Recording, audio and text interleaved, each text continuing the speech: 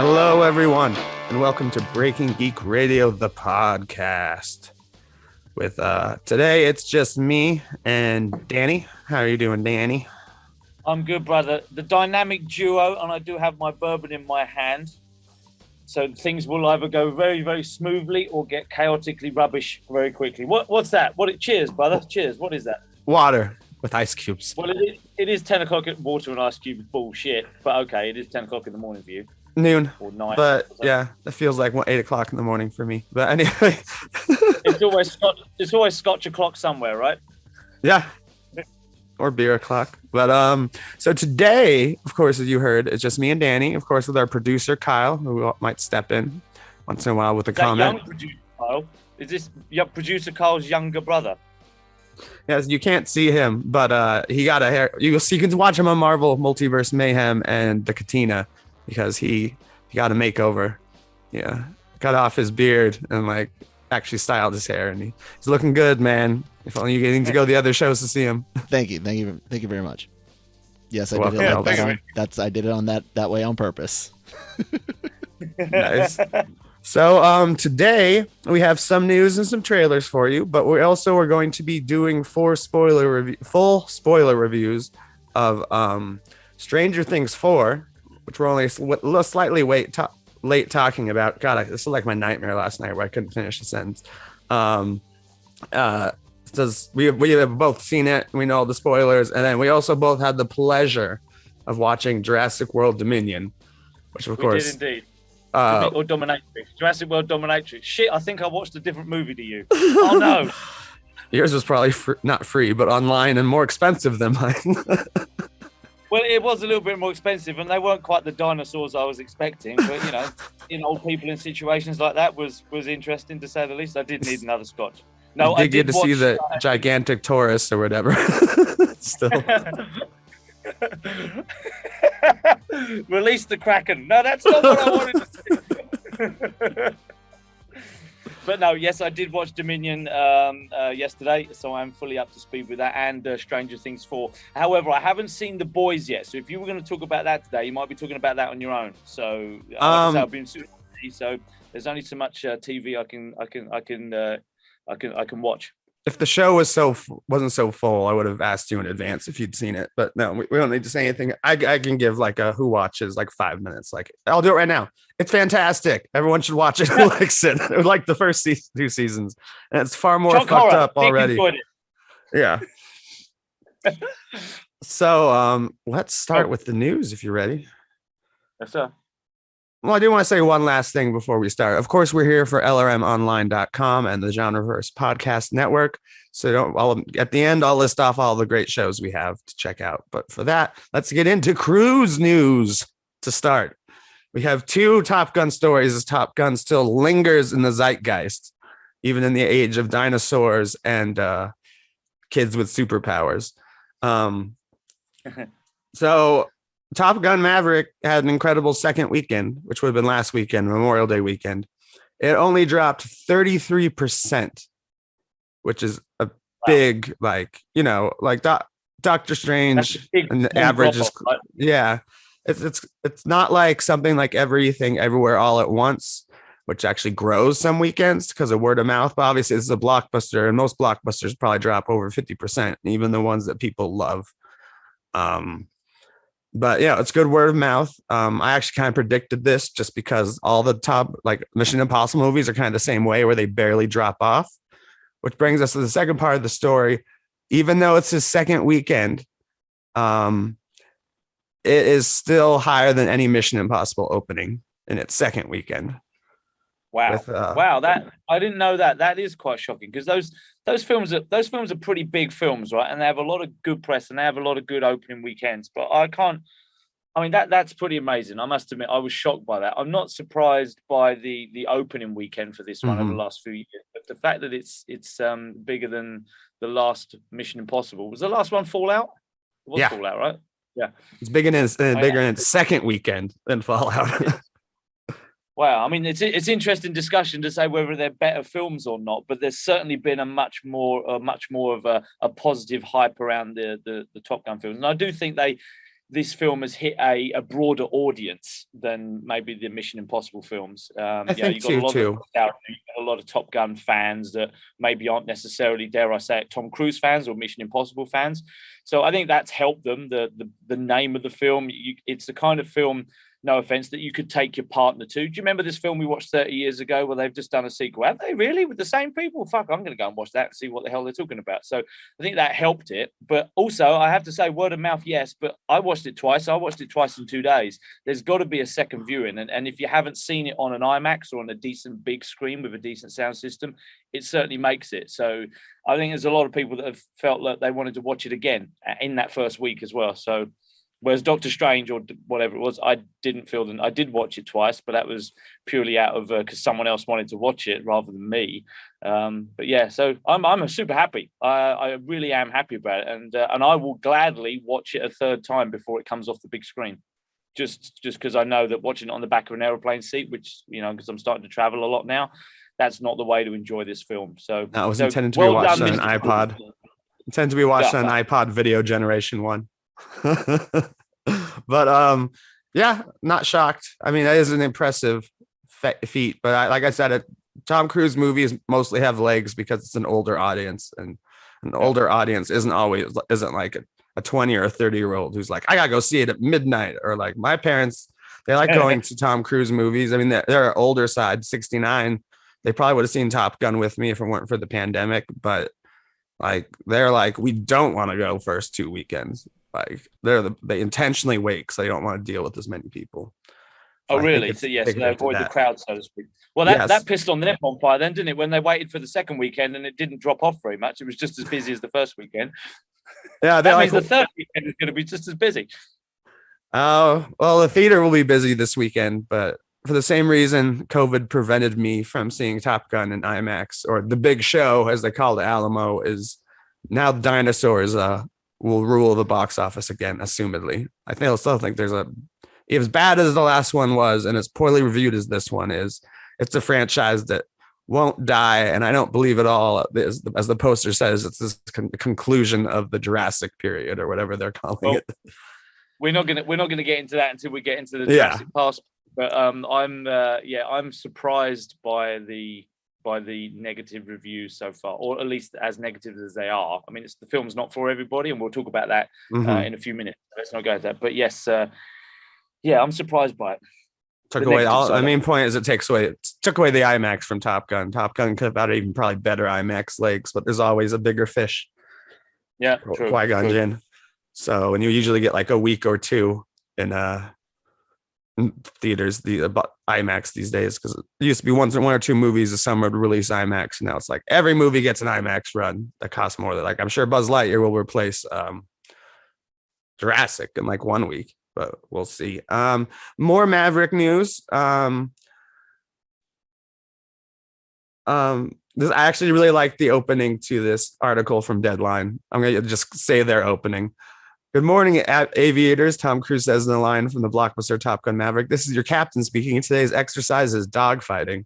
And they go on to say that there's a legal dogfight between the film's box office high flyer Paramount and the Israeli-based widow and the son and author of the 1983 article that inspired the original movie. Really? Basically, they're saying it's too close a plot to the first one, so that they can't use the rights again. It's like the exact same story. My word. These kind of things, when they happen, always, sadly, they don't surprise me, but they weren't. We've known about this movie for years, right? It was delayed I think it was delayed for almost 2 years during the COVID. They blocked it and stopped it. They obviously knew how powerful it was going to be on the big screen. So this film, they've known they were making it. They've known it's been in the can waiting to be released. And it's only then when it's actually come out on the cinema, maybe it's because it's proven to be a big success, that then these people, I say this loosely because I don't know the full details, come out of the woodwork, so to speak, and start asking for money. And you said it was an article written 30, 40 years ago. I mean, 1986. I had a dream about, I had an idea once about dinosaurs running around. Imagine what that would be like. Can I suddenly start getting some money now because I had an idea or thought loosely based on? It's not a true story. It's not based on a true story of a guy called Maverick that worked at Top Gun, etc., etc. It's very loose from what I can tell. So, I mean, I don't know the ins and outs, and we're lacking a lawyer on the show tonight because Jones is not here. But I will say this: only in America does this shit happen. Which is not true because the UK has it as well. But sounded better. And it's interesting. I like the comment you made about it's only happening because it made a bunch of money, because part of it is they're doing an injunction to stop screenings and distribution, but they didn't do that before it came out. They did that after its first box office weekend. Yeah, well, I mean, let's be honest.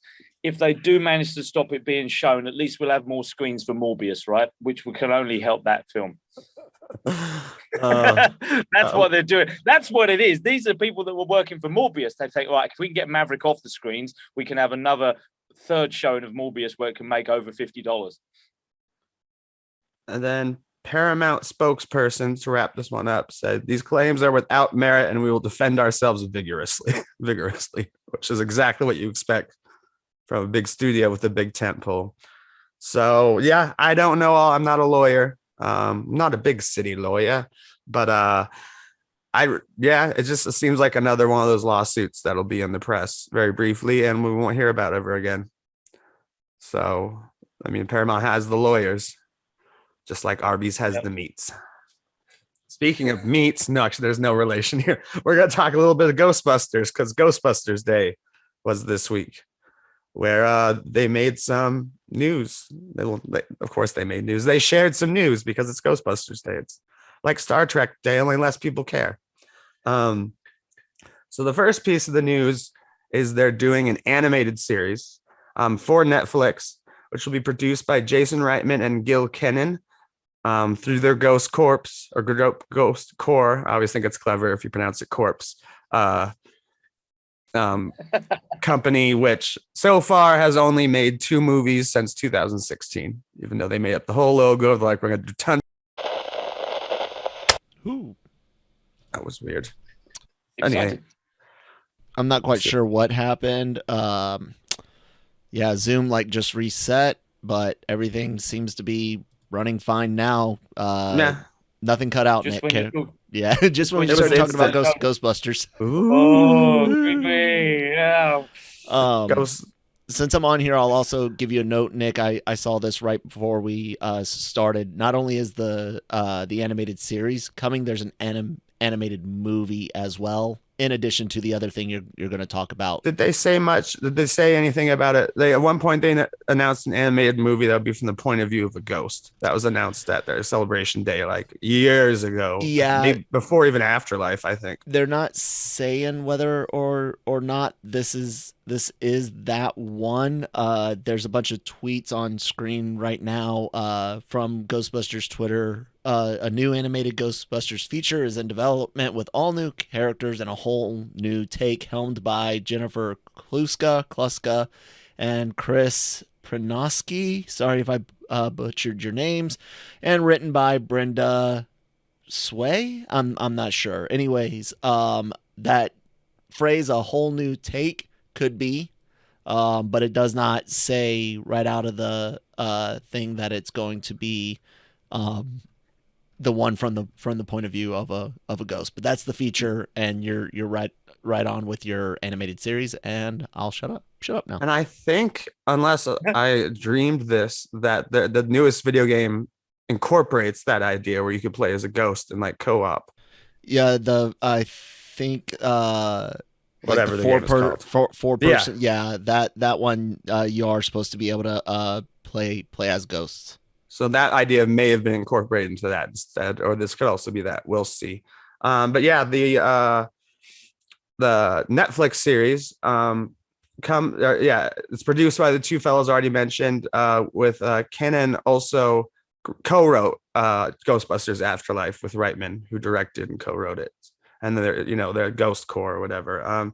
No exact plot details. Everything's being kept under wraps. No writers attached at the time of this publishing. And it mentions, this is actually, surprisingly, it's the 3rd animated Ghostbusters show. I didn't realize there was I remember the first one, the real Ghostbusters, but I don't remember Extreme Ghostbusters. But both aired long enough for syndication, which is interesting. Any thoughts on an animated Ghostbusters, especially as Netflix slashes animation? Any thoughts on an animation Ghostbusters animated series? Yeah, they keep promoting some more animation stuff that they're releasing. You know what? Animated versions of should we say films, franchises, or whichever way you want to look at it, I never really get me that excited, should we say. It was a real struggle for me to get into Star Wars, the Clone Wars, etc. But saying that, when I got past the first couple of scrappy seasons, I actually really enjoyed it, and it did make me enjoy then subsequent Star Wars animation like Bad Batch, etc., and Rebels. But it's difficult for me to get that excited about this until I actually see an episode or listen to experts on this, and I include Kyle on that. Kyle is our resident Ghostbusters, should we say, expert. What's not that excited about animation. The animation shows, Kyle. I know that Ghostbusters is something very close to your heart, and I think if I look, there's usually something in. There you go. There's normally something in your room that is there. I can see an Ecto 1 behind you. On the shelf, and he's got the tat. Ooh, I ain't afraid no ghost. Why is he doing Darth Vader impressions? I'm confused. So yeah, the animation I'm not too excited about until I see it and etc. etc. So it's difficult for me to give an opinion on that. But you guys would know more. This writing talent and creative talent behind it, is this something that you're confident about, happy about, or is it people that this is their first foray? No writer announced yet, but again, the producers are the writers of Ghostbusters Afterlife. And Jason Reitman's also done plenty of other writer-producer movies. Like he hit the scene, his first big hit was Juno, and he's done like Up in the Air and Jennifer's Body. No, Juno wasn't even written by him, but he directed it. But like Thank You for Smoking, he used to live in like the independent world, only took over this franchise because his father is the director of the first two. And he said it was interesting. It like repaired their father-son relationship in a way, which is I found very, very interesting. But that's a whole different story that I don't have pulled up.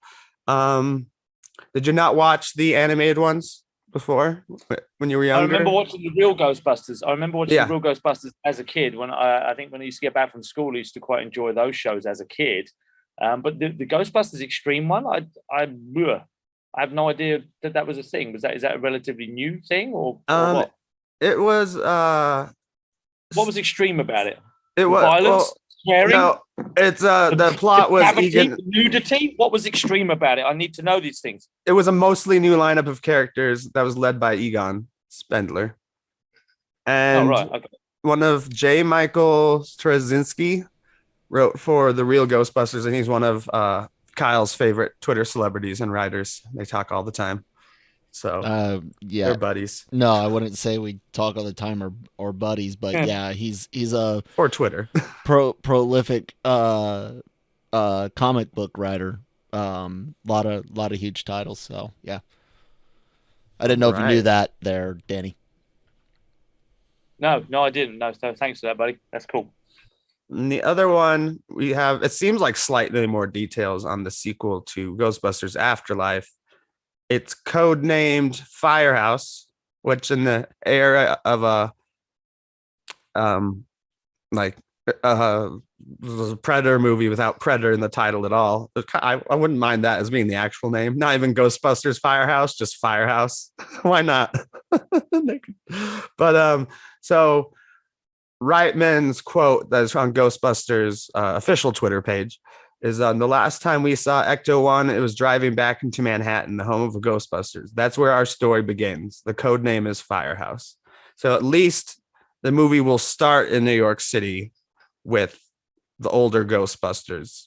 And we'll see if, there's lots of speculation at this point. Maybe the family moves there and continues the tradition after finding out about their grandfather. Maybe it ends up back in a small town. I think it was Cam who wrote the article for our website. And is like, maybe we'll see. I don't remember the villain of the second one. Vigo, the Carpathian. Vigo. He's like, will Vigo come back since we already reused what's her face a second time? Gozer. And I'm like, please no, like we don't need to reuse the villains twice. Like let's there's plenty of cool ghost villains out there to invent. But what are your thoughts on an Afterlife sequel that could be more New York focused, or is at least starts in New York City? Yeah, I think that the location for me doesn't really matter. Obviously, they're bringing it home. They're bringing them back to the Firehouse and stuff, and all that was. I think that was all that was to be expected, especially after the end of the most recent film. I'm okay. I'm quite happy about it because I was on the side of the film Afterlife.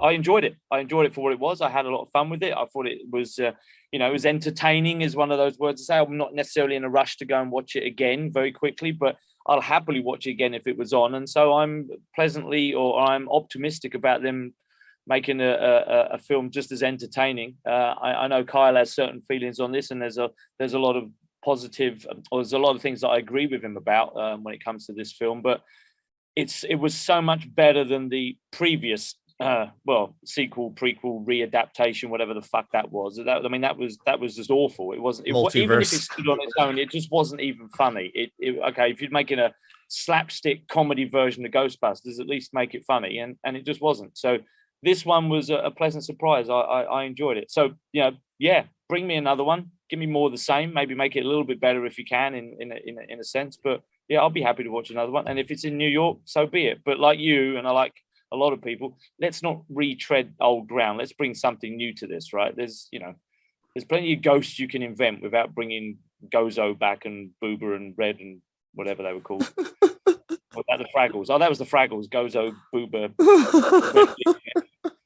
But yeah, we don't need Vigo, the mortician, and we don't need Gozo, the moldy cheese. So bring some new ones in. Yeah, I think that they reused a Gozer to for more nostalgia, since they were kind of kicking off a new era and wanted to make it feel like it's the third, not a reboot. But yeah, I think going forward, there's no reason to repeat. If the Statue of Liberty fucking starts dancing through New York City again, they've lost me. Much like they lost me last time they used that character. I want to know how they put it back where it belongs. That's what I want to know. What happened after that night? What happened on New Year's Day? What was the hangover like? What the fuck? How are we going to put that back? Wakes up and doesn't wake up, but is laying in Central Park. Yeah, it doesn't matter. Yeah, exactly. Wearing someone else's clothes. Next story is a movie I didn't think we'd get announcements about for a while, and I originally saw it posted on Twitter by an account I've never heard of, and didn't even put the source until the threads. So I was like, this is a bullshit scoop. But it comes from Deadline. Exclusive. Marvel Studios' top secret Thunderbolts movie is gained momentum, including they have got the director Jake Schreiner. I'm going to screw up all the names today, don't worry. I'm not even going to try it. Rather you than me, buddy. The script is being written by the writer of Black Widow, Eric Pearson. Not much is known about the film. A lot of people have been saying it's going to be less now that they're calling it Thunderbolts, so we're not speculating if it's Thunderbolts or Dark Avengers or whatever. It is being described as their answer to the Suicide Squad, not so much putting together. Kyle has some new news. But it sounds more like an answer to the Suicide Squad rather than like an Avengers versus like an anti-Avengers team. But Kyle just gave... that's good news, Carl. Carl, you just made me smile. I'm very happy about that. Okay. I wasn't too sure. I was going to lean on you guys. Sorry, Nick. I was going to lean on you guys a little bit more about what the Thunderbolts was about. But now I don't give a fuck. Now the bit of news that Carl has just dropped on us, I don't care. I'm going to watch it. Sign me up. When's it open? When's opening night? I'll get to that. But the scene no one can see, but Kyle shared is, according to an insider with the knowledge of the project, the rap has learned that Florence Pugh's Yelena Bulova might return to star, and we've loved her in everything so far. I think we can all agree she's been one of the strongest new characters in Phase 4, if not the strongest. But before that, Deadline was kind of speculating, and and they were saying some of the characters that potentially appearing, and these are actually the ones I mostly guessed. Baron Zemo, who's the head of the Thunderbolts sometimes in the comics. They mentioned Yelena, Ghost, Taskmaster. They're basically listing villains that haven't died yet. The Abomination, U.S. Agent, and then they say Winter Soldier, which unless they were going against Winter Soldier, old Winty, I don't see him being, unless they really just old Winty. That sounds like a strange like type of cider or beer or something. Or you got to have me a bit of old Winty. Keep me warm in this pub. Old Winty. Where the fuck did you get that from? I accidentally said it the first time and went with it again. Oh shit. Old Winty. That's brilliant. That's what they should. Top of old Winty. Falcon and the old Winty. But it's interesting that they're also saying they're saying the no cast is locked in, but General Thaddeus Thunderbolt Ross is possibility because they are named after him and he assembles the first team in the comics. But of course the actor is dead. So if there is an appearance by him, it's going to be some Star Wars-y type bullshit or just mention him. You don't have to show him. Val works for him. Say that. She just reveals who she works for when she reveals the name or some shit. It does. Yeah. I do think it'd be bullshit to put Bucky on the team unless they really are trying to be superheroes and not bad people. Which I guess in a way they seem to be. They've kind of redeemed all these characters because I wouldn't expect Yelena to be in a team of dark characters either. But I hate to see Winter Soldier be in a team of bad guys after his full redemption arc, and I would not want to see him hypnotized ever again. It's my main thoughts on the possible characters. Yeah, I mean, the great thing about this is that they're not really bad guys, are they, or girls? They're walking that line of anti-hero, good, bad, not really sure what side they're on. And I think that's even what Zemo. Makes even characters and stories like this much more interesting. And it does open up for some. You never know which one's going to flip-flop between backstabbing and working a different angle and working for a different side and another side, an agent, a secret agent, a double agent, a triple agent, etc. So it's going to make the whole show just that much more interesting. But also there's some characters that have, thanks to the last few shows we've had, where the characters have actually got some real good, some meaty lines to deliver and some good comedic lines to deliver. And that could play off each other really, really well. With the actors, with the exception of Taskmaster, not Taskmaster, Taskmaster, speak English. With the exception of Taskmaster, the others have had some real good, witty one-liner chit-chat back and forth between the other actors that they've been with. So if we've got the same writing team behind it as well, or similar writing team, and they keep those character traits, this has got potential to be super fun and super entertaining as well. So I'm in with this, and not just because Florence Pugh is signed up as well. I'm excited about this. Now you've just told me who the potential cast list is and stuff, and the team ups. I think this is great. This could be the thing that lifts it back up again, as long as it's not in a fucking multiverse of some description. Just have it here. I think this one could be simple enough. You don't need to tap into multiverse versions because we kind of discussed they've all been redeemed in some way. Basically, Ghost wasn't as pissed when they helped fix her at the end, so she wouldn't die. Taskmaster is no longer brainwashed. Even Abomination. I can't. Abomination. Yeah. Even we don't know what his full role is in She-Hulk, but Wong was taking him out for fighting matches out of prison in Shang-Chi. So I don't see why he isn't slowly being, and John Walker never became as evil as U.S. agent in the comics. He kind of backed off again. Abomination, though, you're gonna have to remind me, and Carl, maybe you can chime in on this as well if you remember. But in the Incredible Hulk, I think the Abomination did wipe out a fair few amount of fucking people. I think it wiped out a fair few amount of military personnel on his little rampage. So Zemo blew up a bunch of people, including the King of Wakanda. Yeah. These characters have got some more redemption to do, if that's even possible. I know that their motivations were X, Y, Z, and you can relate to them, but what they did ultimately is going to take a little bit more than just some funny writing and giving them some nice one-liners. I like the way they interact, but I don't think they should be forgiven. To keep it simple, I don't think their forgiveness should come that easy. But that makes it for a great idea for a show, a great dynamic in the show, right? These guys do they even want the redemption? Do they even give a shit? And that's where maybe the story is going to go. Maybe they're not sorry for what they did, because in their mind, their reasons for doing it made it justified, and that makes for interesting stories and interesting characters. So I'm all for that. Yeah, but I don't think Abomination is innocent, should we say? No, not at all. It's like the Suicide Squad idea, where it's like they're probably going to be working a mission for the guys. Val is maybe we're going to be speculating here. Amanda Waller of sorts, where even to this point, she's like, you can call me Val, but don't really call me anything, because like this is like top secret shit. Like, don't tell anyone.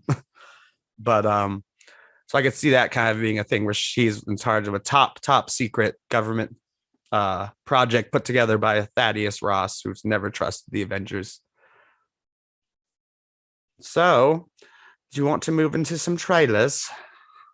Some trailers. That's a very good English accent you just did there. As long as you say, in all of it in English and you pronounce the names, go for it. No, I'm done. I'll screw it up if I do anymore. That's why I can't be any worse than me trying to do an American accent. So roll with it. Yeah, let's get into some trailers. I think I watched all of the ones that we were scheduled to watch, and a few more as well. Yeah, because I had a bunch up there, and I was like, "That's too many trailers this week. Let's drop it down to 3, so we have time to talk about Stranger Things and Jurassic World." First, we have the Black Adam official trailer, starring The Rock, Pierce Brosnan, and other people, but really, it's all about those two because Pierce Brosnan, Bond, Dr. Fate. We have a Hawkman in this. Of course, Black Adam is played by The Rock. I think it's the Justice Society of America is what they are. And then, is it just the Atom? Is that the name of the Incredible Shrinking Man? I watched him on League of Legends, but they almost never call each other by their. I saw something about potentially calling him Atom Smasher. I don't know if that's just a comic title or not. Who, in a picture more than the trailer, has a remarkably similar suit to Deadpool, down to the stitching of his mask. Just like they recolored it. But what did you think of this trailer, Danny?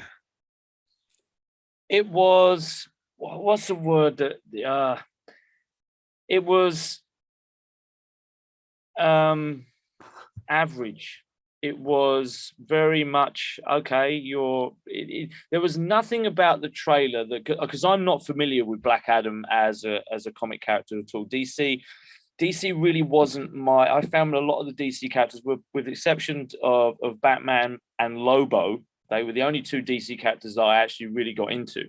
And so I'm not familiar with the source material. And so I was hoping from the trailer for it not just to be, hey, look, The Rock is in this, so come on, fucking watch it.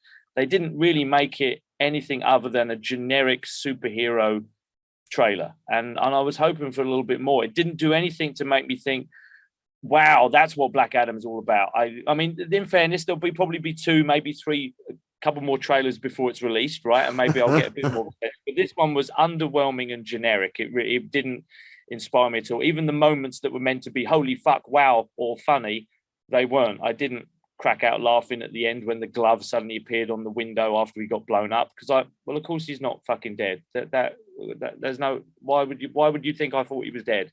So the big shocking hand on the window screen after he caught a rocket. Yeah, it's like no shit. There's Superman in your world.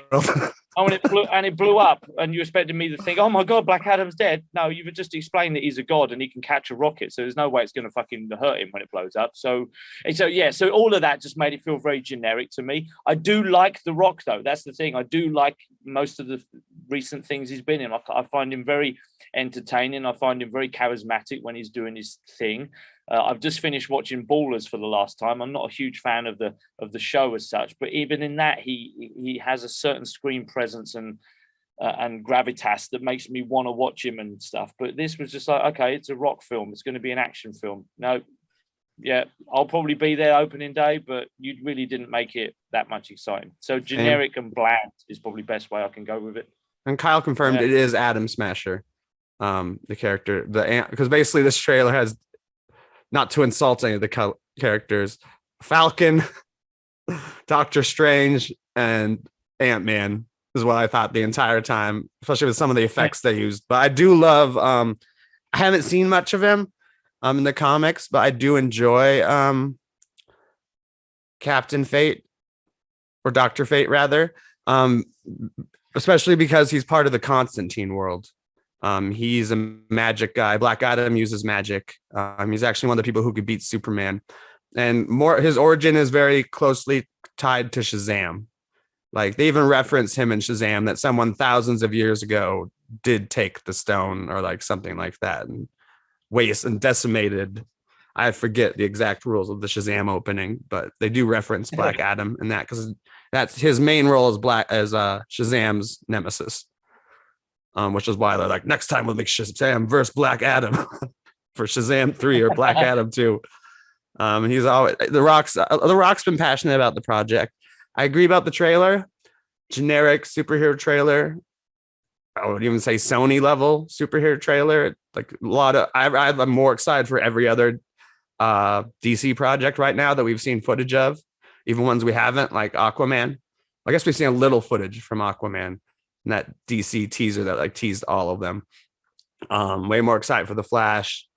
Not really Shazam 2. We haven't seen any footage, but I have no interest in Shazam 2. But in The Rock also, like, it seems like I think this is going to be a detriment to the film. He's playing the character, so he seems very stoic.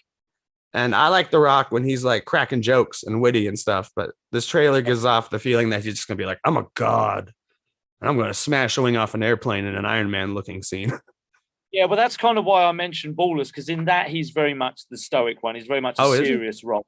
Yeah, and so he does pull that off, that kind of role. He does pull it off quite well. But with the DC film, I would like to see a little bit more of the smart talking Rock. But then again, I don't want to see him just being the same character all the time. I don't want him to be just doing a Rock shtick. So, you know, in fairness, we haven't seen much. We've just seen pretty little snapshots, right? We've seen what he looks like with his gear on. We've seen some of the effects. We've seen Scorpion some of the effects scenes. Yeah. It reminded me of that. It was like, I was a slave. And it's like, hey, it's Scorpion King. Yeah. But saying that, you know, it is the first trailer. We are going to get a couple more. It is going to be a film that I will watch on the big screen. So I'm not going to, you know, completely write it off yet. I'm hoping for better from the second and possibly the final trailer. But at the moment, I'm like, yeah, okay, next. You know, so if it was Instagram, I would have swiped next to the next trailer and not felt the need to watch it again. Yeah, yep. I agree. I did like the line, even though it's cheesy, of where Dr. Fate, Pierce Brosnan's like, you know, it's kind of the Deadpool thing, where he's like, the only difference between being a hero and a villain is murdering people. So yeah, there is that. You know what's funny, but I haven't thought about it too much recently, but there's only a few actors that I'm aware of that could fit into the physical presence of someone playing Lobo. And The Rock, because Lobo is a smart mouth bastard, and he's very much the DC's Deadpool, for want of a better comparison. You know, same, smart talking bastards, right? But from a physicality point of view, he needs to be a big guy, and The Rock could do that, but he'd have to disappear under a lot of makeup, and I'm not sure that would happen. But to get a Lobo film made, yeah, you would have to have someone like The Rock. Now, Batista could probably pull it off, but then he's a better actor now. Yeah, but Lobo's set in space, and so you'd need a huge budget to really pull that, you know, to pull that one. I mean, not saying it can't be done now. The technology is there now where we could save a bit of money. I forget what the technology is they're using with the Star Wars projects at the moment. Stagecraft, so it's not to say it couldn't be volume. done slightly. Thanks, Carl. Yeah. So yes, the volume, it could be done. But I'm a Lobo fan, so I would be itching crazy to have it, and then probably be really pissed off that they dumbed him down and they didn't include the dolphins. If you're a Lobo fan, you know what I'm talking about. But if they didn't have the dolphins and the bulldog, it would ruin it for me. Dolphins in space? That just makes me think of A Hitchhiker's Guide to the Galaxy. Yep, there's dolphins in space. Yep. Awesome. But why the fuck not? Yep. And he rides a Harley Davidson thing. He rides a hog in space as well, without the need for oxygen. So fuck it. It's comic book. So next, anyway, I digress. Let's see. That's what it's done. All Black Adam's done is maybe want a Lobo film. That's all that's done. Maybe someday you'll get that. Next trailer is Nope, which Kyle will not be watching, even as he plays it for us. Jordan Peele's next film. Yeah. Nope. Written and directed by Jordan Peele, of course. They played the trailer, the most recent one, in front of Jurassic World for me. It looks scary, to be honest. The aliens look scarier than I expected. What was that? They just played it for you. You made it sound like they played it just for you because they knew you were in the audience. They put it. I told Kyle when he goes to Jurassic World to bring earmuffs and earmuffs, not earplugs, but earmuffs. I don't know. I think of old school ways, like earmuffs, and then like a bandana to put around his eyes. Earmuffs, Kyle, and a scarf, and some big mittens. You got to be nice and warm in that cinema whilst you're watching Nope, or not watching Nope. But I thought the trailer was really interesting. There's still a lot of questions about it, but obviously they're not hiding that's an alien movie at all. Some pretty scary stuff in there, just a lot of confusing stuff. I like kind of the plot is that they're going to try to make the most of mysterious alien above their farm and like both capture video of it and maybe even sell tickets to like, so they can like save the farm and stuff. But the trailers shifts in tone like twice from like creepy to like everyone's excited to like terrifying again. So it's a fun trailer that actually definitely has the Jordan Peele DNA, but it feels like it has he's adding some extra pizzazz each time he makes a movie. So what do you think of it, Danny? More excited, less excited? I'm neither, and I say neither because I actually really, really liked the first trailer because the first trailer was it showed a lot less and therefore was a lot more ambiguous. And that made me think, what the fuck is this about? What is this? It had some secrets, right? It had some, it was keeping the magic box or whatever it's called, the mystery box closed. Yeah. And I really enjoyed that. This one, even though it didn't really tell us exactly what's going to happen, it showed us a lot more. It showed us, I think, for me, a little bit too much of the film. Now, we're obviously all still guessing. You would guess it. You were speculating. Yeah, speculating out there in them there hills. You were speculating on what it could be. And so there is still some of that. There is still some of that of what is this all about. I just think they showed a little bit too much this time. I really like the first one. It's a little bit like that first trailer for was it Bullet Train, the one with Brad Pitt that's set in Japan, the Fast. Yeah. When they didn't show anything and it was just that, and I thought, now I really want to see it. And then the second trailer, although it was good and it was fun and it showed action, comedy and stuff, I'm like, well, now I know exactly what it's about. I'll still go, but I feel like I wanted to avoid that. So I wish I hadn't actually watched this trailer and just kept the first one so I can go in much more blind, much more oblivious, and then be entertained by whatever he throws at me. So it's not that the trailer was shit. I just felt it just showed a little bit too much, and that kind of ruined the guesswork for me. I want to figure this out. So I will avoid any other snippets and when they do the sneak peeks and the scenes and all that, what do they call them when they're just showing the little like clips? Scenes, I don't know. Sometimes they call it like sneak peek or something. That's it. I'm going to avoid all that. I'm going to avoid any chit chat about it. I'm certainly going to avoid any where people have actually said this is the plot of Nope and stuff, because I like going to the movies now and not knowing what the fuck is going on. And this was one of those. So yeah, the trailer was all right. Just wish I hadn't seen it. Yeah, and I didn't need to see a trailer for this movie at all. Jordan Peele's name is on it. I loved his last two films. Sold. Yep. All right, Kyle, we're done with Nope. Oh wait, time to pull up some more I'm just kidding. You can take your earmuffs off. I'm the one in charge of pulling up graphics, not you. I know. Let's watch that Nope trailer one more time. Us peeking like up at the corner where I can see the studio page on one of my monitors just to see if it like the title card had appeared again or not. Check out my reaction to the original Nope trailer on the GenreVerse Podcast Network YouTube channel for the reason why I didn't do one for this one. But gotten so many views because that's my favorite reaction. Hold on. Excuse me, folks. We have one last super teasery trailer that, again, they probably didn't need to put out, but it didn't change anything for me or seem to reveal anything. Stranger Things, no, for Volume 2 sneak peek, they call it, because it's a 30-second teaser trailer. What do you think, Danny? Does it even need more excitement for the second part? We're gonna review it in a bit. I watched it. I kind of didn't need to watch it. I'm not saying it didn't reveal anything. It didn't reveal anything new. And like you just said, it didn't make me any less excited than I already was to see how this season wraps up. I think we're going to talk about Stranger Things in a little bit more detail. I didn't need this trailer. I don't think anybody needed to see this trailer. Anyone that's enjoyed the show is like, hurry the fuck up, July the 1st. Let's get this over with. But it was nice to know that, that it's coming, to be reminded that it's going to be in a couple of weeks. 3 weeks. Yeah. That's how quick it is. My roommate's really upset they split it. But I'm like, dude, they could have waited a year between them with that cliffhanger. It's 3 weeks. It'll last longer in the zeitgeist.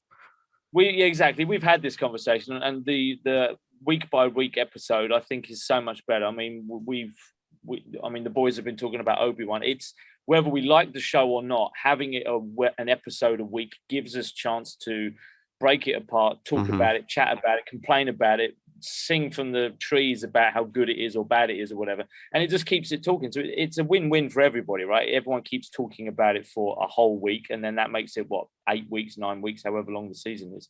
So it's smart. They did the Netflix thing. They gave us a big chunk of it, but then they said, but we're not giving all of it to you. You're going to have to pay for your monthly subscription again, or get your friends for 2 months. Yeah. I'm in. I was going to watch it anyway, right? If I watch the whole season 4 so far, there's no way I'm going to watch or not watch the conclusion. Roll on July the 1st. Yeah, excited for it already. Well, I was obviously excited. It's the first time, but so let's give a quick spoiler-free review. If we want to talk about spoilers, we can. Of Stranger Things season 4, volume 1, like Mission Impossible, Ghost Reckoning, volume whatever. But first, I'll give what the critics and the audience thought. It's just based on Rotten Tomatoes. 91% from critics and 91% from users. It's rare that they're close, and it's even rare when they're the exact same number, I find. What was your spoiler-free thoughts of season 4, part 1? Spoiler 3, I think this season has it's starting to pay off with the characters that we've been introduced to. I really enjoyed seeing I'm glad they didn't split them all up and just made it like 2 groups rather than splitting them all up individually. So far, this has been a great working in character development for these actors and actresses that we've grown up with over these last few years. There's bits that I've really enjoyed. There's bits that have maybe raised an eyebrow, and there's bits that I've gone, what the fuck? That they wouldn't really do that in real life. And I know it's TV show, and I know it's certainly supernatural, but there was a couple of things that we'll talk about when we get to spoilers that like, that's not how you would behave. And I think Kyle and Cam have talked about a couple of these already. Certainly revolving around the use of equipment and how a digital watch stops when it gets soaking fucking wet. Well, no, it just dies completely. You wouldn't see a screen at all. It certainly wouldn't stop on the time. But that wasn't a spoiler because you have no idea what we're talking about. But things like that, easy to fix. That just needs someone standing behind the directors going, wouldn't it be better to give him an analog watch? Wouldn't that make more sense? That kind of thing, right? That wouldn't be the 80s if it wasn't a digital watch. Well, but that's where I think they were popular. I think that's where they've leaned too heavily into making sure everything was like time correct. But everyone had a Mickey Mouse watch at some point or a Swatch at some point, and they were all analog, and they were in the 80s. So that's not something that needed to be done. But hey, anyway, I digress. Overall, I've really enjoyed this season, certainly much more than the previous season. And that's not to say I hated the previous season. I just think this one's better so far. I'm enjoying it. Do you have a letter grade? I'm going to say a B, maybe a B minus. Oh, wow. Yeah, I'm not going to give it an A, Nick. You better justify the A you were about to. That's the thing. Spoiler free.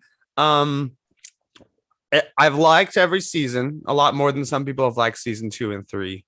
Okay.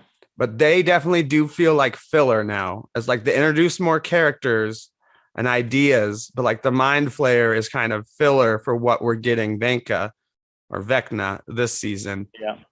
Who is, I don't think it's going to be the big bad because we still have another season left, but it definitely feels like we've been leading to these events more so, at least in the Hawkins area and flashbacks more than we have. The other 2 seasons are kind of like adding characters, adding Russia as an enemy. We've gotten some great characters added in between, like Murray, and Max. And this season's added great new characters that you're like, they always kill the new characters. Please don't kill certain people. But but yeah, and I would actually give it an A+. But what the fuck? But shit. I've watched it twice. I love it. But don't worry, I won't be giving both projects today. Even above a B. So or even a B. So. A+. So that's perfection then, is it? It's absolute perfection, is it? As far as TV goes? Yeah. I mean, everything has faults in it and like, you know, questionable like decisions, but at the same time, it's like I said this kind of when I saw Cam and Kyle discussing it on our Discord, which everyone should hop on if you want to talk Stranger Things with us or anything else. I was kind of like stuff like the digital watch and the flashlight are usually the last thing I think about when I'm watching a show about monsters from a different dimension. That's fair. And especially since I watched half of a special, like with where it was Felicia Day or whatever, interviewing like first the Duffer Brothers, then like Winona Ryder and David Harbour, then the kids. And the Duffer Brothers was just so excited. They're like, yeah, we're waiting for them to grow up. Last season was kind of our last like 80s pop season. Now we're able to do like full on horror, like like Nightmare on Elm Street and all that stuff. So they were just super stoked. Like we finally got here. It's like we started, a kid, like not a kid show, but very Amblin. And now we're like very much like full horror, which we can say without spoilers. This would easily be in rated R horror film, whereas I was called the other seasons PG-13. I've had a couple of friends, and they've said, "Oh, I didn't realize it was," because obviously they're not quite as, should we say, geeky as us. They didn't realize the new season was coming out. I said, "Yeah, season 4's dropped. They split it into two parts. You should watch it." And they texted me after watching the first one, like pretty much with comments like, "Holy fuck, what the fuck? This has got mad. This is crazy. I'm not going to be able to sleep tonight." Comments like that. So it's very much changed, gone up a gear as far as the horror, the gore, the violence, etc. Not that it was a soft show, but they've certainly turned it up a notch, and I'm all for that if it helps the story, and they've certainly leaned into it, and I'm enjoying that aspect of it. Whether I don't know if I'd ever give anything an A+, Nick. I mean, that's just like, okay, this is perfection, but I suppose it's like you say, it depends how you look at it. Perfect for me. And we're going to talk about Jurassic Park, and I've got a comment about the first Jurassic Park, very similar to what we're talking about now, about how you look at films and how you can forgive stuff if the overall film or TV show is okay, is good. But yeah, so you're entitled to your opinion, mate, even if it's wrong. Hey, the last time I was right, Top Gun was the last thing I gave an A+, and that was the cinema score also. So that's fair. And people are with me. I know we're not comparing apples with apples, but I think Top Gun Maverick was closer to being a very, very close to being perfect cinematic movie experience than Stranger Things 4 is to being a TV show. But I think for me, Stranger Things, ever since I discovered it, it got big, but I thought I'm going to make that like I was the one who watched it first. I actually did check it out the night it came out, knowing nothing about it. And again, if I didn't know it wasn't a Spielberg project from the 80s, I would have figured it was some movie I hadn't seen before, especially with the lower budget the first season, because that's why I liked it so much. It did exactly what I wanted Super 8 to do, which I think is a complete failure of a movie. And this was kind of what Super 8 should have been, as far as like, it's better than stuff Spielberg does today because he's so focused on period pieces and stuff. He doesn't do fun movies anymore. He just... You watch your mouth forgetting about Ready Player One there, Nick Dahl. Nick Dahl. That's true. I always forget because like it's his one, like he even handed Indiana Jones off to someone else, which in the end I have no problem with. He's a better director currently. But Spielberg at the top of his game, it's just like, Amblin. Even Jurassic World, when we get to it, doesn't have an Amblin film feel to it anymore, and it's still in the opening credits. That's Amblin. But spoilers, shall we? Sure, you've seen it twice, dude. You're going to be able to recall and remember and give so much more than me. I can remember a couple of things that I'll add to it. But yeah, go ahead, buddy. I'm going to appreciate the recap from you right now about what happened in episode 1 and 2 and 3. Well, I'm not going to give a recap necessarily. I'm just, if people are here to listen to spoilers, everyone, it's because they've seen it and they want to hear someone else talk about stuff that you can't talk about your friends about if they haven't seen it yet. Okay, so that opening scene definitely deserved that warning, even though I think we said it only was in the United States where they put the warning in front. And as we kind of discussed when we brought it up originally, it's a scene you cannot avoid because they keep going back to it and back to it. And of course, the scene in question is, it appears for the first 6 episodes that 11 murdered all the other numbers and the nurses, everyone but Brenner, basically, is how the show was set up to make you, and they keep flashing back to it. They have to flash back to it. So because of course, Elle has no powers, as we saw at the end of last season. So in order to get her powers back, they subject her to memories in almost an Inception style or reminiscence type way, with Brenner being back and everything. I guess I thought he was more dead than he is.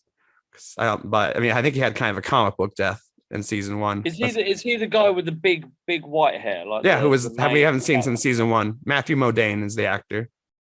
That's him. Yeah.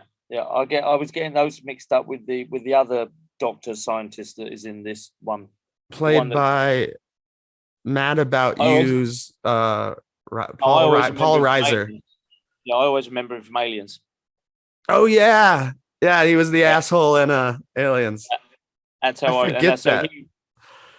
that's how I always remember him as the arsehole in Aliens, so to speak. And that's why they cast him as the second Doctor. Is they're like, ooh, will he be an asshole doctor like Brenner, or will he be, playing off expectations of 70s and 80s films? I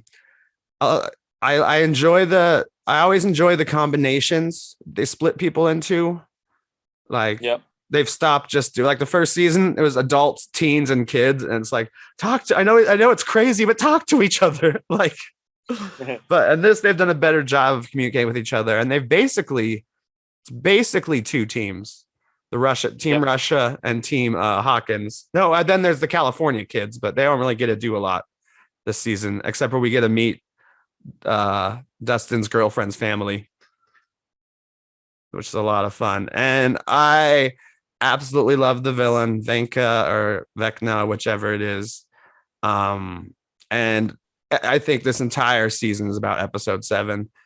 I think episode 7 is my most watched single episode of a show since the episode 6 of Loki, just based on the villain reveal of number 1 being, and I love how they do the reveal where he's showing it to Nancy the same time that he's telling it to 11. So you're like, oh shit, that's why there's spiders. That's why there's a clock. Like, that's why everything's important. That's why there's a haunted house. And in fact, I think one of the show's greatest strengths is cross-cutting. Like when they cut between the basketball game, I almost called it a match, the basketball game and the Dungeons and Dragons game, where like they're both trying to make the final shot and the final, dice roll at the same time. So there were nice touches for that, for sure.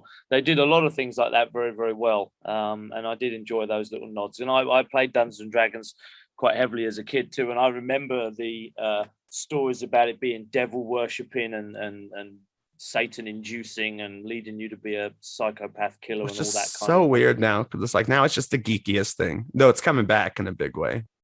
But it's a geeky thing.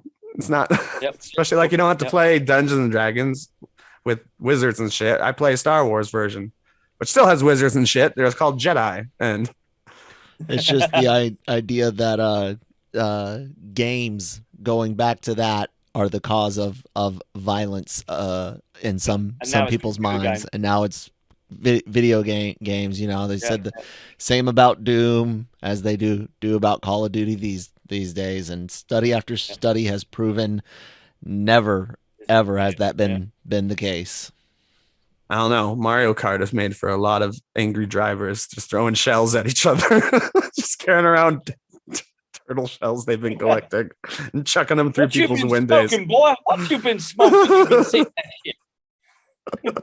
And bananas. I got too many bananas thrown under my tires these days. It's not fun anymore, people. Cut it out. But you can keep going, Danny. I interrupted you.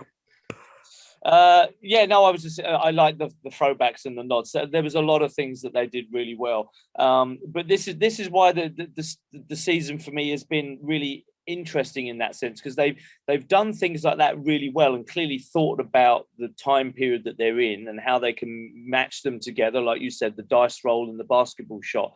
But then there's things like they sent 11 to go to California to keep her hidden, right? But then they kept her with the same family and they didn't change the family's names. Now, I know we're not living in the year 2020 where you can be tracked on your telephone, but it doesn't take the most genius person of the FBI or CIA to, well, let's just find out where what's her name's living and see if she knows anything. Oh, look, there's 11. Oh, it's a different name. It's Jane Hopper, named after the police Hopper, chief, and whose first name is on her birth certificate. It's like, so you now, unless that's intentional, and the buyers, that seems so fucking stupid that they didn't think, well, hold on, we made that a bit too obvious. So I can only assume that was on purpose. I think it's just for the audience. Everyone knows Will Byers and the Byers family and Hopper. So it was things like that. There's just kind of, not to say it took me out of the season, but there are things like that made my eyes roll. So I tell you the biggest one, and again, I did enjoy the show. It's when 11 was confronted at the roller disco. Mm-hmm. And all the other people are roller skating around her, and her fucking boyfriend is just standing there watching. Yeah, I thought he should jump in. And then what does he do? He does jump in. He goes and talks to the DJ to ask him to turn the music off. Like, the music at the moment, buddy, is not the main threat to your girlfriend. It's the 30 people roller skating around her. I don't know, I know he's just a kid and stuff, but my first reaction would not be to stare at it and see what's happening and go and talk to the DJ. It would be to get in there, push those little fuckers out of the way, get hold of my girlfriend and drag her the hell out of there. And so I'm looking there going, why is he just standing there? And it did take me out of it. Why is he just, all I could think of is, why is he just standing there? What a fucking dick. Why are you just standing there? And then when he went to the DJ, I went, fuck it. I was watching it with someone. I went, fucking what a dick. This is stupid. Took me out of it. So there's little things like that dictate me out of it. Some stupid decisions. Yeah, a little bit of a stupid decision. I did enjoy the show, but that was just silly because they needed to have her confronted and have shit thrown in her face. So they didn't distract the boyfriend with something else. They just had him standing there staring at her. Anyway, digress a little bit, but that stupid decision like that made it, because he just comes across as a bit of a dick. What a dick of a boyfriend, just to stand there and watch and let that happen. Yeah, my roommate said this, and I kind of agree. I like Mike less every season. Like, he is kind of the most detached. Yeah, he is. No, you're right. And you're right. He's a left. But I'll tell you what, I did like that happened after that, because we did get to see 11 smack her in the face with roller skate. Now, that was fucking cool, because she deserved that bitch. So I really enjoyed that. And of course, if she hadn't had the milkshake thrown at her, we may not have seen that. So maybe that's what they were building towards. That it was a bit of a trade-off. Let's make him look like a bit of a dick, so we can have roller skate assault. And I feel so bad for Will. I still feel so bad for Will. It was not written this way. They didn't even notice it. But that takes place on Will's birthday, that scene. And Will's, he already looks unhappy that, he's barely getting any attention from Mike. Because Mike, even though it's Mike's like his oldest friend, but that makes it so much sadder, his expressions, where it's like, it's my goddamn birthday. Where's my milkshake? Any other, I know we've discussed a lot of logic things. Obviously, when we're referring to The Watch, we're referring to Eddie, great new character. I wanted to bring that up.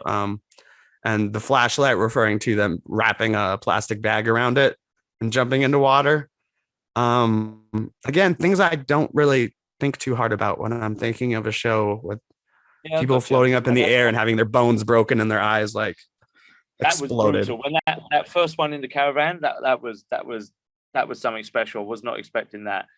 Yeah. But yeah, so, I mean, there's little things like that have the danger of taking you out of a show like this. But I think overall they've done such a great job with the show that these are minor things in the grand scheme of things that I just like. And like you said, this is a world that's got another world just below the surface that you can go through little portals, and there's wizards and shit and stuff going on and people with psychic abilities. So I can suspend belief for a little while with these little things. What do you think about the origin of one, aka I'm not gonna say the villain's name again. I don't remember if the C becomes that before or after the end.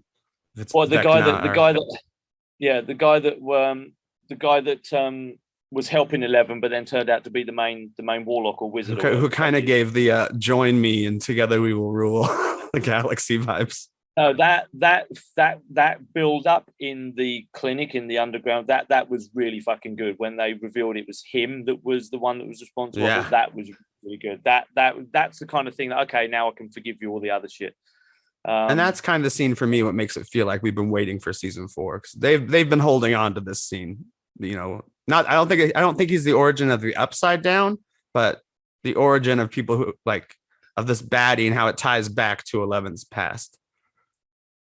Yeah. That would have been the first time she opened the gate. Yeah. So overall, before we move on, overall, it's definitely a great show. I'm looking forward to July the 1st. And if you haven't watched it yet, dear listener, and you managed to get through the spoilers, go watch it. Go catch up on it. You got a couple of weeks left though before you have to before the next part comes out. Which you can still got dinosaurs now. Yeah, let's do it. Jurassic World Dominion with 83. No, that's wrong. I said 88% like this movie, and that's just Google. It's not even like the other ones. But Rotten Tomatoes score 34% from critics and a 6 out of 10 on IMDb. And though I know it, I disagree. It's not a good, like, it's my third least favorite out of 6, which isn't saying a lot. Like third least, not third favorite. But it's not nearly as bad as Jurassic Park 3 and Jurassic World Fallen Kingdom. But I do have a theory of why it got lower reviews. What would be your spoiler-free review? Spoiler-free review. This one does exactly what the previous one should have done. It gives us more action with the dinosaurs and moves along the story at a faster pace, even if the story is a little bit weak.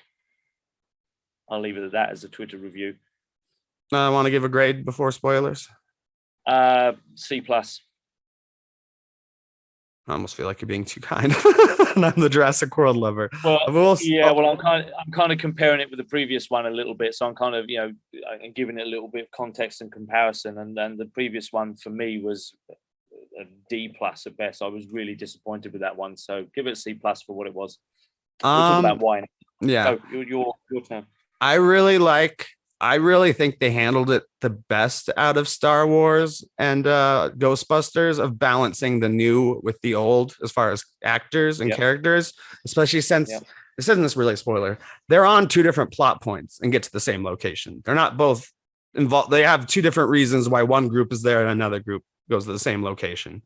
It's not like, we have to grab Alan Grant because he knows shit about dinosaurs. It's like, no, he's brought in for some other reason. Never recruited by Chris Pratt or vice versa. So I thought I enjoyed every scene that the old cast was in, even when it was with the new cast, because they were written so much like the original characters. And that's something I think Jurassic World forgot, is like, we have all these unique characters that play off each other and are witty and like get on each other's nerves. And then Jurassic World was like, let's hire one of the funniest actors to play the most boring character Jurassic Park franchise has ever seen, with Chris Pratt's character. It's like, no, give him. Going in on like he's gonna have some Ian Malcolm charm and some Alan Grant wits about him. It's just like, no, he's flat, doesn't do anything. So he's vanilla. I would cut the entire half of the movie, which is mostly action, that had the young new cast in it. And I would give it a C, regular C. Okay, wow. I am surprised, not because I was expecting you to give it an A, but you're a bigger fan of the Jurassic World films. And before we move on to spoilers, I just want to say the reason I think the critics gave it a lower score is this is the first Jurassic Park movie I can think of where there isn't a single memorable action sequence. There's tons of actual sequence, but not one stands out to me as like, this is that movie's action sequence. For like, even the third one has the Spinosaurus killing the T-Rex, or even the last one, which is the second worst and hated by Jonesy and stuff. He even admits that the opening to the Fallen Kingdom was better than any scene in this movie. Opening. The Fallen Kingdom goes flat as soon as they get off the island. As soon as they're on that boat, the whole thing, it kind of gets ruined. See, it's interesting you say that because I actually, I'm not sure I will watch it again. I might do, but I actually found the raptor chase sequence in the city where individuals were being chased by the raptors, as in the very clear in the trailer. Yeah, I really enjoyed that because of the way the camera was moving along with them. It was very kinetic. It was very high energy, but I still knew the choreography of the chase. And I like because these raptors would catch these people in an instant. And this week we've been talking. If you're not on the Discord channel yet, people really get on there because we've been talking this week a lot about how people are running in shows recently, and the running away from stuff seems to be ridiculous. But in this one, they're running away from a creature that could fucking outrun a cheetah pretty much. But they did a really good job of showing, but yeah, they may be able to run fast, but they're not built for inner city. They're not built for urban environments. So they kept slipping and tripping up on shit. And although it got a little bit comedic that they would trip over everything, the speed they were running and their lack of, should we say, grip would make that like something that they would do. They would overreach, they would overjump, and they would trip over shit and stuff. So that meant that we could have a chase scene between two creatures that in theory would be able to catch each other, or one would be able to catch the other, but kept it very kinetic. And I like the fact that they went into the cars. So that whole sequence for me, the raptors chasing the humans, I actually thought that was the highlight of the film. That whole sequence just before they left the island or left Cyprus, wherever it was, on the plane. I actually really, really enjoyed that. So when they first opened the crates and the dinosaurs got escaped to when they got on the aeroplane, I think that was the action sequence. And I'm surprised that everyone was saying that it wasn't a good one because I found that really energetic. I don't know if people are saying that or not. That's what I felt like, because like all of them have like the classic, like Lost World. You have three classic ones. I don't know, but I guess my problem with it, and I realized this while watching it, and I know I always bring up Mission Impossible. But like even the trailer for Mission Impossible, it's like, look at all these cool car stunts and stuff. And this, you're like, I'm watching a CGI monster chase a stuntman on a bicycle where there's no danger at all. And like even the cars that crash into each other don't look like real cars. It looks like a CGI trick. Yeah. So I think that's the main difference, especially following Top Gun 2 weeks ago. Yeah, where we know that a lot of the action was real, in frame, in picture and stuff. Like I said, I'm not even convinced that the cars were real, like that got smashed up and stuff. That's all looked like CGI. I mean, it may have been, but there was some characters and moments that were, the main bad guy, the Steve Jobs bad guy. Let's do spoilers now. Yeah. Yeah, it was poor. Oh, I thought we already were. Fuck, sorry, anybody that was listening. That he was poorly written. He was a bit generic, and then they had the people that were working for him that were meant to be giving comedic moments, like running commentary. The guy making the coffee was meant to be funny when he's talking about the different types of milk stuff. So it kind of the comedy wasn't funny. Except when you were saying, when the main cast, the old cast and the new cast were interacting, the subplot comedy bit part actors added nothing to it and certainly didn't make it lighter or more fun. So for me, it was the best when it was the dinosaurs chasing the humans, and that's simply that. Any of the other storyline, the fact they're in a lost valley now, Alan Grant going back for his hat, because clearly a nod to fucking Indiana Jones. Let's just leave the hat. And the last comment, I kind of thought was funny. It felt like there were more references to other Spielberg stuff, only because she's like, forget the damn hat. It wasn't like he actually got it back. Yeah. And then there was one moment when someone said, I think it might have been, I can't remember who it was, but they said it's not about us. It was there was some talking about something. And the reason why that stuck with me is because I remember when the first Jurassic Park film came out. And I remember there was some people at the time, I think it was some critics, and there was a couple of adults that I knew at the time. And they said, well, it was a bit boring, but the story was a bit shit. And to me, I loved dinosaurs, and seeing that film for the first time on the big screen and like, holy shit, they look like real fucking dinosaurs. Like the technology was amazing at the time. And the T-Rex was a real T-Rex. It was an animatronic mixed with digital. It was fucking amazing. And I remember it getting me quite upset at the time. Like, why are you upset about the storyline? It's fucking dinosaurs escaping from a park. They're not got world domination. They're not going to have some nefarious subplot about stealing money from Fort Knox or anything. They're just fucking dinosaurs that are going to eat shit. That was the story. Dinosaurs escaped. and humans were trying to get away from them. That's the story. So to complain about a storyline, what do you expect? It's dinosaurs. So they tried to give the story in the previous Jurassic, what was it, Fallen Kingdom, this technical story stuff about selling bits and pieces. And I'm like, just show me the fucking dinosaurs chasing people around, because that's really what this is going to be. And just do that really well. And so for me, most of the time, I enjoyed the stuff when they were being chased by dinosaurs, whether it was the new swim one that's got feathers that went underwater, or they were being chased by the big fucker that was apparently the biggest dinosaur ever. That was the fun stuff, you know, when they were being attacked by dinosaurs. And I really didn't care about the dinosaurs' motivation being anything other than hungry. That's what's interesting to me. I grew tired of the action sequences, and even went to the bathroom twice during the movie. And one of them was with the swimming. When the swimming feathered one started, I'm like, I get it. And I went to the bathroom and came back in time for the next dialogue scene with the classic characters. Does that not make you think though that maybe this shouldn't have been another trilogy? It should have been just one more film where we could have seen dinosaurs with better technology. Because I totally agree. But that's why we didn't need 3 films. That's why we didn't need another trilogy. Because what can you do with escaped dinosaurs? Agree, especially it was a cool idea to have the park open, be successful for years, and then have a disaster. That's a fun plot that they definitely should have done. But yeah. And then left it at that. I'm glad that Dyson is back. That's the company that's obviously Dotson. I hate the actor who plays Dotson in this. Remember in the original movie, Dotson, we got Dotson here, you know, and he even has the shaving cream recovered from the island somehow. And gets killed by the Dilophosaurus also. But that was my favorite dinosaur return. I actually got really scared during the scenes with all of them. Except for I think Brady just like snaps one's neck or something. Well, he just grabs it by the throat to stop it spitting that shit in her face. And then they tase it or something. But I tell you, one thing I've got a question for you though, Nick, is I'm no expert in dinosaur breeding or anything, but the amount of dinosaurs that escaped at the end of Fallen Kingdom to suddenly be able to populate the entire planet as quickly as they fucking did. I know they can self-replicate or whatever you call it, but how did they really get that many dinosaurs that quickly to be spread across the planet? I don't know. I think there needs to be a bigger time jump, because remember that one. Maybe they did. Maybe they. Maybe they hunted down. Spot fuckers. They're not. Yeah. But I like the idea of the farm at the beginning. Maybe they grew up fast because they had fully adult dinosaurs. We don't know how many years it's been after Fallen Kingdom. Yeah, it seemed like wrong. And they were raising them.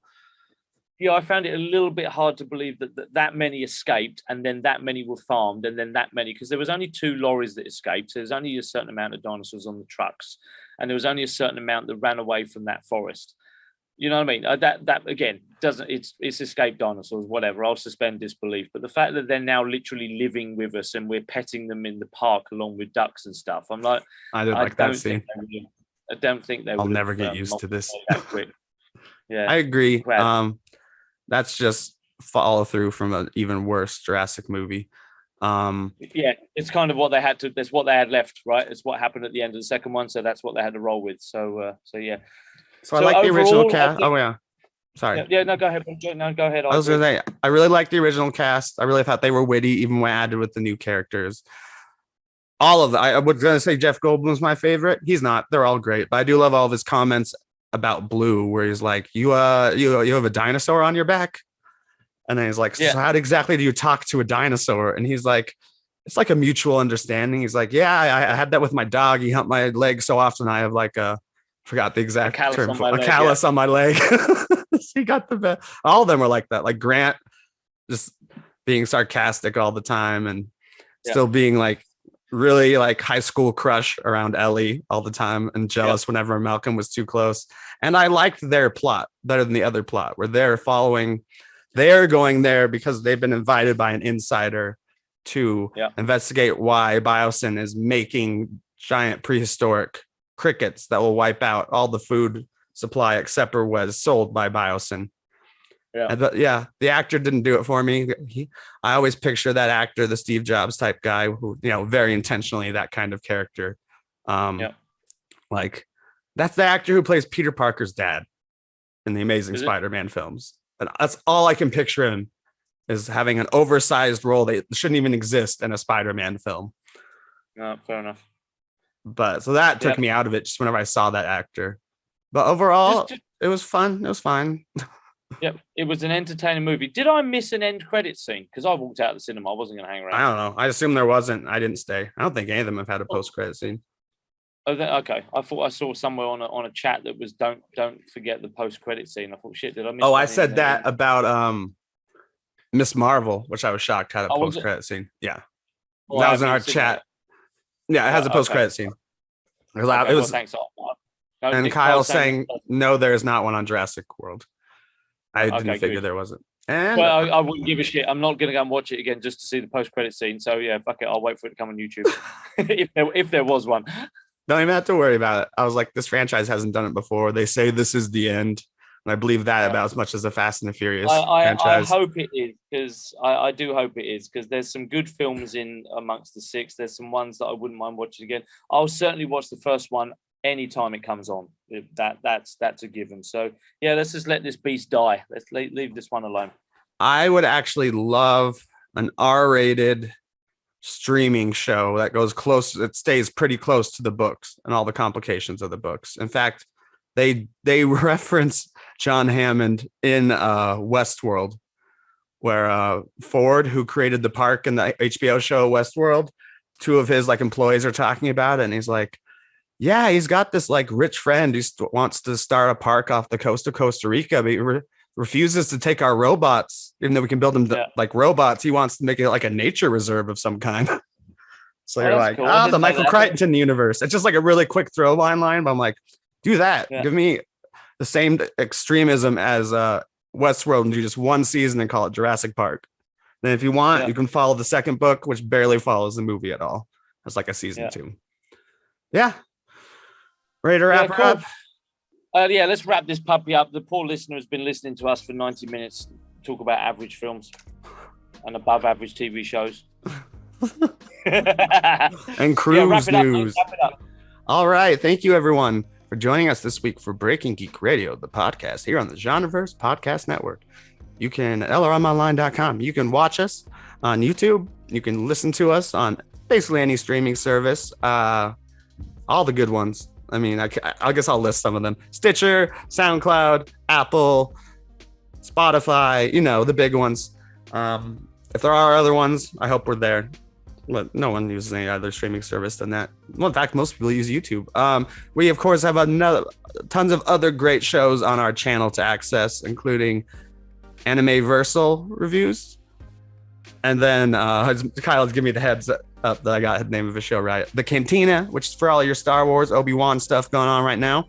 We got Marvel Multiverse Mayhem for all of your... It used to be Mondays until Marvel fucking changed it, so we had to change the alliteration of Triple M. But Mayhem, where we also have shows going on that day too, so it keeps Kyle very busy on Wednesday having to watch a Star Wars show, a Marvel show, and record 2 shows with me and Cam. So yeah, I don't feel like I'm forgetting any of our big podcasts.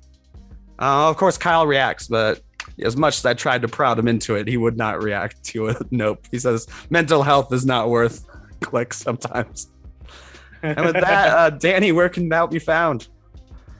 You'll find me in the living room, finally getting around to building my Lego Batmobile from the latest Batman film. I'm halfway through. So if you want to find me, I'll be there building that. And I've got to finish building that because there's a sand speeder thingamajiggy that I've got to build next. God, I wish I had more money for Legos and more space for Legos. Lego, no S on the end. For fuck's sake, Americans. God, Lego! God damn it! Lego. Yeah. I can be found at Geeky Nick Doll on Twitter. I'm always on Marvel Multiverse Mayhem and try and make as many weeks as I can on Breaking Geek Radio, the podcast. So summer's coming up. I'll be gone some weeks. Jammer will be gone some weeks. Danny will be gone some weeks. Well, maybe. But we all come together for Avengers level threats, and hopefully there'll be more threats in the future. So with that, hasta lasagna. Don't get any on ya.